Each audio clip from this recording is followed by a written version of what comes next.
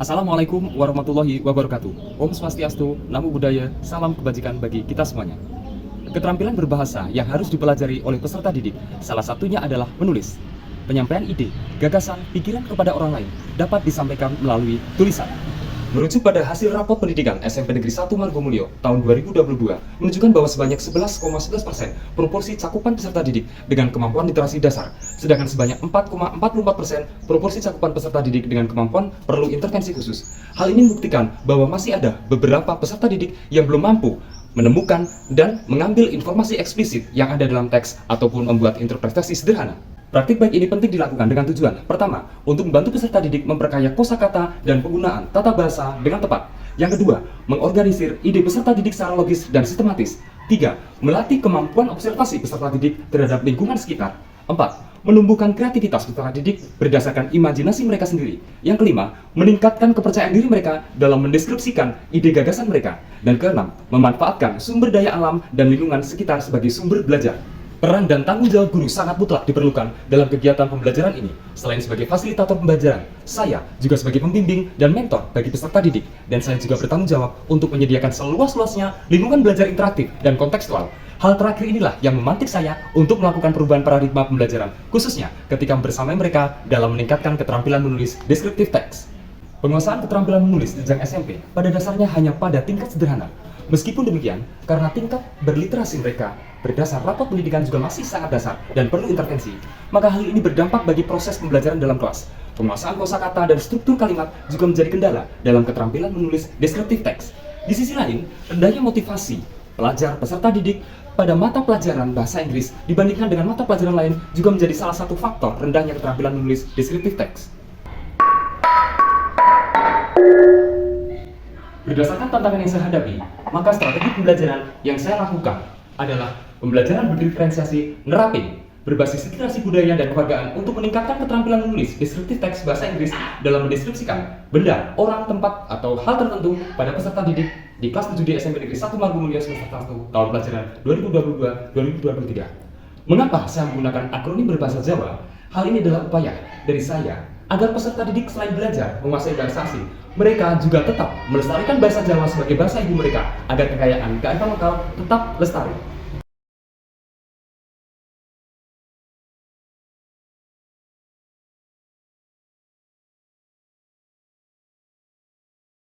Nerapin adalah akronim dari kata berbahasa Jawa yaitu nemu yang artinya menemukan. Di sini peserta didik diberikan kebebasan seluas-luasnya untuk mencari beragam sumber informasi yang sudah disediakan oleh guru atau mereka mencari referensi sendiri sesuai dengan gaya belajar mereka masing-masing.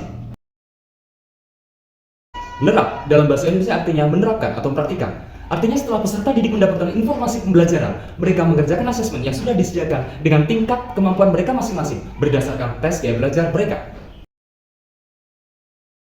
Sedangkan paparing dalam bahasa Indonesia adalah memberi atau berbagi. Artinya, para peserta didik diberi kesempatan yang sama untuk berbagi hasil belajar mereka dalam ragam bentuk penyajian. Boleh dalam bentuk tulisan tangan, Canva, voice WA, atau bahkan dalam bentuk gambar sederhana dengan kalimat yang sederhana pula. Karena pada pertemuan sebelumnya, materi sudah dibagikan melalui grup WA kelas, disinilah guru menerapkan strategi pembelajaran berdiferensiasi konten, yaitu nemu, dan kesiapan belajar siswa sudah dipetakan melalui asesmen diagnostik kognitif. Pada tahap ini, guru menerapkan strategi berdiferensiasi proses, yaitu nerap. Maka peserta didik pada penugasan akan diminta mendeskripsikan orang, benda, atau tempat tertentu secara berkelompok atau individu yang ada di sekitar tempat tinggal peserta didik, khususnya yang berada di masyarakat Samir, sesuai dengan penugasan pada pertemuan sebelumnya. Kelompok yang paham akan mempraktikkan pembuatan deskriptif teks secara utuh sesuai yang terdapat pada lembar kerja. Kelompok yang kurang paham akan mempraktikkan pembuatan deskriptif teks 2-3 kalimat. Sedangkan kelompok yang belum paham akan mempraktikkan membuat deskriptif teks dengan 1 kalimat.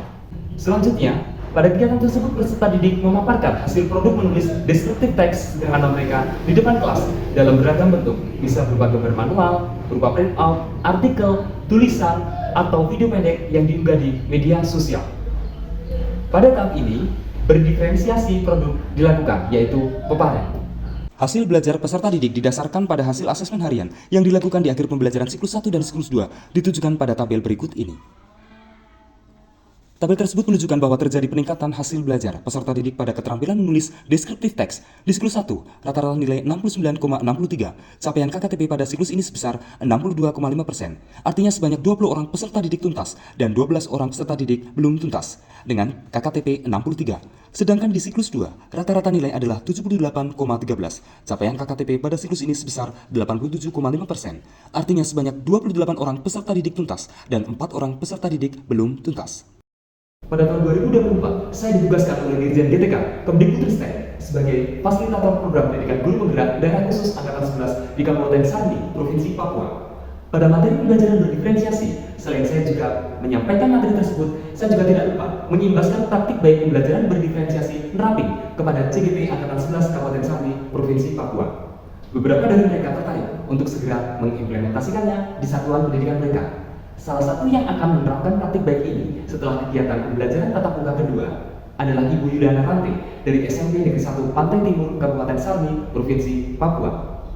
Saya bersama CGP, Ibu Yuliana Rante, melakukan proses coaching untuk menemukan solusi dari permasalahan yang dihadapi oleh CGP, yaitu kurangnya motivasi belajar siswa dalam pembelajaran bahasa Inggris melalui deskriptif teks. Setelah proses coaching selesai, CGP berupaya memaksimalkan potensi dirinya untuk menemukan solusi atas permasalahan yang dihadapi di kelasnya. Berikut cuplikan videonya.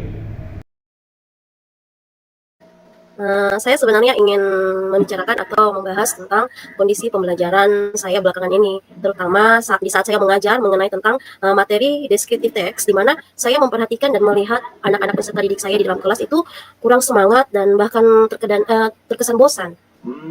Begitu ya Bu ya. Terima kasih sebelumnya sih Bu Yuli sudah mau berbagi dengan saya. Siap, Bapak. Bagaimana tepatnya situasi yang Ibu hadapi di kelas saat mengajar deskriptif teks Ibu? Ya mereka tampak kurang antusias ya Bapak saat diminta untuk mendeskripsikan sesuatu, karena sepertinya materi yang saya ajarkan itu mungkin terlalu umum dan tidak relevan dalam kehidupan mereka sehari-hari. Selanjutnya, setelah menyepakati waktu bersama, CGP meminta umpan balik dari coach untuk memastikan hasil dari penerapan praktik baik di kelasnya. Berikut cuplikan videonya. Jadi, bagaimana nih hasil implementasi pembelajaran deskriptif teks dengan integrasi kearifan lokal yang Ibu rancang, Bu? Sangat positif Pak, karena setelah saya mulai menggunakan benda-benda yang kemarin sudah saya terapkan, anak-anak jauh lebih antusias Pak. Mereka semangat sekali saat diminta menulis tentang rumbai-rumbai yang kemarin saya bawa di dalam kelas, bahkan lingkungan alam yang ada di sekitar mereka yang mereka sering lihat sehari-hari Pak.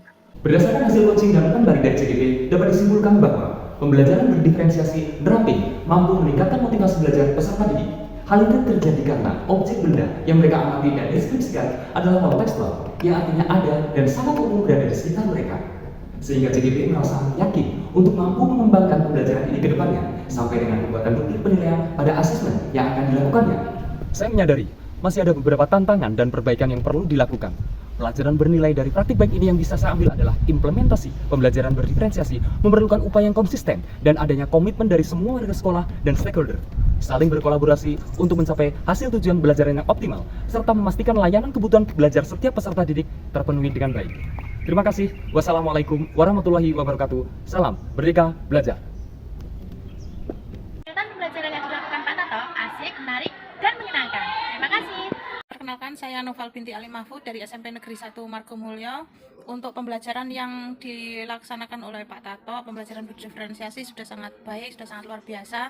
Semoga nanti bisa kami ATM atau kami tiru, kami modifikasi pada pembelajaran kami. Terima kasih. Wassalamualaikum warahmatullahi wabarakatuh.